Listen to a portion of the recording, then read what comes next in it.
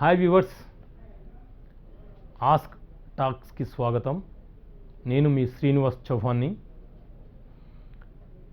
Psychology కౌన్సిలర్ని మరియు రచయితను. ఇప్పుడు మనం చర్చించుకునే అంశం ఏది ఉచితంగా రాదు, జీవితంలో ఏది ఉచితంగా రాదు అనే అంశం. ఉచితంగా రాదు అనే అంశం ఏంటి అనుకుంటున్నారా? కష్టపడకుండా ఏది రాదు అని దాని అర్థం. ప్రతి ఒక్కరికి జీవితంలో ఏదో సాధించాలి, ఏదో చెయ్యాలి, నా దగ్గర అద్భుతమైనటువంటి ఆలోచనలు ఉన్నాయి, అద్భుతమైన ప్రతిభ ఉంది అని అనుకుంటారు. కానీ సాధించే విషయంలో విఫలమవుతుంటారు. కారణం ఏంటంటే అనుకున్నంత ఈజీగా ఆచరణలోకి పెట్టకపోవడం, అంటే కష్టపడే తత్వాన్ని అలవాటు చేసుకోకపోవడం. ఈ కష్టపడే తత్వం లేకపోతే మనం ఎన్ని ప్రణాళికలు వేసుకున్నా, ఎన్ని అద్భుతమైనటువంటి ఆలోచనలు చేసినా, ఎంత ప్రతిభ ఉన్నా మనం లక్ష్యాన్ని చేరుకోలేం. కష్టపడకుండా ఏది మన దగ్గరికి రాదు. ఒక రాజ్యంలో ఒక రాజు ఉండేవాడంట. ఆ రాజు తన సలహాదారులందరినీ పిలిపించి, గత కొన్ని సంవత్సరాలుగా మనం చేస్తున్నటువంటి అనేక అంశాలకు సంబంధించి కొన్ని గ్రంథాలు రాసుకోరండి, అవి వచ్చే తరాలకు ఉపయోగపడాలి అని చెప్పాడంట. సలహాదారులందరూ కూర్చొని గంటల తరబడి డిస్కషన్ చేసి ఒక పెద్ద గ్రంథాన్ని రాసుకొచ్చి ఇచ్చారంట. రాజు అన్నాడంట, అయ్యా, ఇంత పెద్ద గ్రంథం చదివేంత ఓపిక ఈ జనాలకు లేదు, భవిష్యత్ తరాలకు కూడా ఉంటుందో ఉండదో, ఇంకా దీన్ని తగ్గించి రాయండి అని అన్నారంట. తిరిగి ఆ సలహాదారులు వెళ్ళి చర్చలో పాల్గొని కూర్చొని తిరిగి దాన్ని సగానికి కుదించారంట. తిరిగి ఆ రాజు దగ్గరికి వెళ్ళి, రాజుగారు, మేము కుదించి సగానికి రాసాము, ఒక్కసారి చూడండి ఇచ్చారంట. రాజుగారు, ఇది కూడా చాలా ఎక్కువైంది, దీన్ని చదివే ఓపిక అంతా కూడా ఈ ప్రజలకు లేదు, ఇంకా వచ్చే తరాలకు ఏది ఉంటుంది అని చెప్పారంట. మరి ఏం చేయాలి రాజుగారు అని చెప్పి సలహాదారులు అడిగితే, ఒక్క పేజీలో వచ్చేటట్లు రాయండి అని చెప్పారంట. సలహాదారులు తిరిగి కూర్చున్నారు, డిస్కషన్ చేసినారు. ఆ అంశాన్ని ఒక 2 పేజీల్లో రాసుకొస్తే అది కూడా సమంజసంగా లేదనిపించిందంట రాజుగారికి. రాజుగారు, ఇప్పుడు మేము ఏం చేయాలి అని అంటే, మీ సామర్థ్యం ఎంత ఉంటే అంత ఉపయోగించి ఒక్క వాక్యంలో రాయండి అని అన్నారంట. సలహాదారులు మళ్ళీ డిస్కషన్లోకి వెళ్ళారు, మళ్ళీ చర్చించారు, మళ్ళీ గతానంతా తవ్వుకొచ్చారు. ఈ ప్రపంచానికి ఒక సలహా ఇద్దాము అని చెప్పి తీసుకొచ్చారంట. ఆ ఒక్క వాక్యం ఏంటంటే, జీవితంలో ఏది ఉచితంగా రాదు అన్న ఒక వాక్యం రాసిచ్చారంట. చూడండి, జీవితంలో వారి అనుభవానుసారం, వారు గత చరిత్రను చూసిన అనుసారం వారు చెప్పింది ఏంటంటే, మనం ఏది సాధించాలనుకున్నా, ఏది చెయ్యాలనుకున్నా కేవలం కల్పిత ప్రపంచంలో, ఊహల ప్రపంచంలో, ఊహల ఆలోచనలో ఉంటూ, ఒకే దగ్గర ఉంటూ, ఒక అడుగు వేయకుండా, ఒక కష్టపడకుండా మనం దేనిని సాధించలేము, ఏది కూడా మనకు ఉచితంగా రాదు అని చెప్పారు. అంతే కదా? కష్టపడకుండా ఏదైనా సాధించగలుగుతామా? ఏది సాధించలేము. ఎన్ని ప్రణాళికలు వేసుకున్నా మనం కష్టపడకుండా, రాత్రింపగలు కష్టపడకుండా దేన్ని సాధించలేము. కాకపోతే ఈ కష్టపడడంలోనే హార్డ్ వర్క్తో పాటు స్మార్ట్ వర్క్ని కూడా ఇంప్లిమెంట్ చేయాలి. సృజనాత్మకత, చురుకైన ఆలోచనల్ని అమలుపరిస్తే తప్ప మన హార్డ్ వర్క్కి ప్రయోజనం ఉండదు. ఆ హార్డ్ వర్క్ అనేది అంతగా, రోజుకి 24 గంటలైతే మనం ఎన్ని గంటలు ఒక లక్ష్యాన్ని చేరడానికి శ్రమించాలో అంత సమయాన్ని కేటాయిస్తే మనము సక్సెస్ కాగలుగుతాం.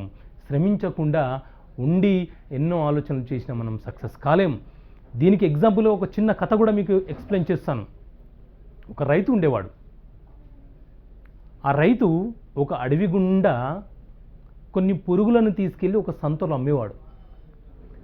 ఆ అడవి గుండా వెళ్తున్నప్పుడు ఒక మధురమైన పాట పాడే ఒక పక్షి ఆ రైతును గమనించేదంట. ఒకరోజు ఆ పక్షి ఆ రైతుతో మాట్లాడింది. రైతురాజు, రోజు నువ్వు ఈ పెట్టెలో ఏం తీసుకొని వెళ్తున్నావు అని అడిగిందంట. నేను ఈ పెట్టెలో రోజు కొన్ని పురుగులు తీసుకెళ్ళి ఆ సంతలో అమ్మేసి నాకు అవసరమైనటువంటి ఈకలను తీసుకొస్తాను, ఆ ఈకలను తిరిగి బొమ్మలుగా చేసి అమ్ముతుంటాను, దానితో వచ్చిన ఆదాయము నా జీవన భృతికి సరిపోతుంది అని చెప్పాడంట. ఆ పక్షి ఆ రైతురాజుతో అన్నది,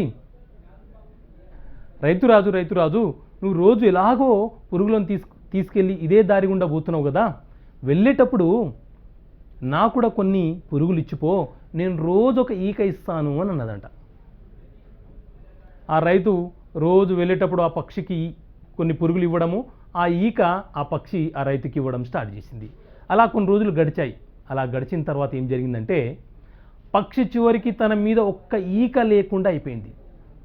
అందమైన తన శరీరాన్ని కోల్పోయింది, ఎగిరే సామర్థ్యాన్ని కోల్పోయింది, తాను జీవించే సామర్థ్యాన్ని కూడా కోల్పోయి మరణించింది.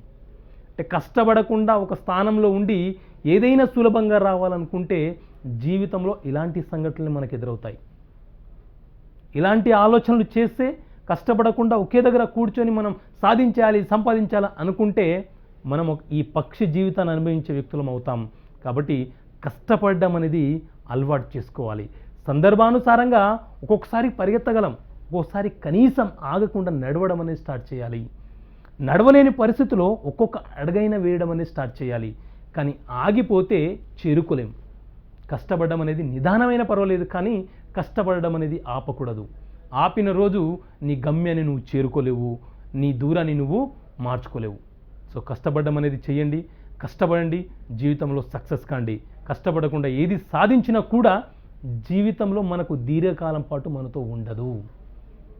అది కేవలం తాత్కాలికమైన ఆనందాన్ని, మనని తాత్కాలికమైనటువంటి ఆనందాన్ని ఇచ్చి మన దగ్గర నుంచి దూరం అయిపోతుంది. కొందరికి కొన్నిసార్లు అదృష్టవశాత్తు అది సంక్రమిస్తుంది. దాన్ని కష్టపడకుండా సంపాదించిందిగా మనం చెప్పవచ్చు.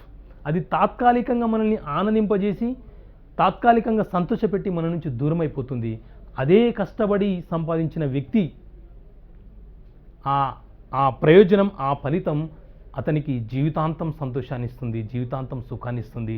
జీవితాంతం కాకుండా అతను మరణించిన తర్వాత కూడా అతనికి పేరు ప్రఖ్యాతలను సంపాదించి పెడుతుంది. అది కష్టం అనుకున్నటువంటి లక్షణం, అదే కష్టం. ఈ కష్టపడడం గురించి చాలామంది చెప్తూ ఉంటాయి. అంటే సక్సెస్ అయిన వ్యక్తులు నేను ఇంత కష్టపడ్డాను, చాలా కష్టపడి సక్సెస్ అయ్యాను అని అంటుంటారు కదా. ఇక్కడ కష్టపడ్డం దాని గురించి మాట్లాడుతున్నప్పుడు ఇంకో అంశాన్ని కూడా మనం పరిగణలోకి తీసుకోవాలి. ఒకవేళ మనం సాధించే లక్ష్యం గురించి, సాధించవలసినటువంటి గమ్యం గురించి ఇష్టంగా కష్టపడే వ్యక్తులకు ఎంత కష్టమైనా కష్టంగా అనిపించదు. అంటే ఇష్టంతో కష్టపడాలి. నా కోసం, నా ఫలితం కోసం, నా గమ్యం కోసం, నా జీవితం కోసం నేను కష్టపడుతున్నాను. ఇది ఎవరి కోసమో కాదు, నాకు దీనివల్ల ఫలితం ఉంటుంది, నాకు సమాజంలో గొప్ప పేరు వస్తుంది, నేను సమాజంలో రాణిస్తాను, అప్పుడే నాకు నా సక్సెస్కి ఒక వాల్యూ ఉంటుంది అని చెప్పి మనం కష్టపడాలి.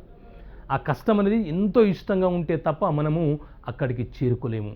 ఈ కష్టాన్ని ఎదుటి వ్యక్తుల మీద నెట్టివేయడము, లేదు నేను చేయలేకపోయాను, చాలామంది చెప్తూ ఉంటారు పిల్లలు.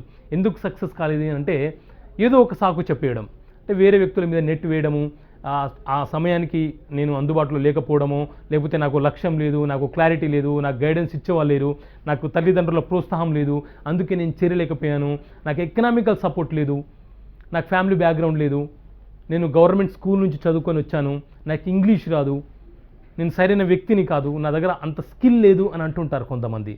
కానీ కష్టపడడానికి మాత్రం ఇష్టపడి ఉండరు. ఇక్కడ ఇష్టపడితే, నీకు స్కిల్ లేకపోతే ఇష్టపడి దాన్ని ప్రాక్టీస్ చేయి, నువ్వు దాన్ని సంపాదించుకోగలుగుతావు.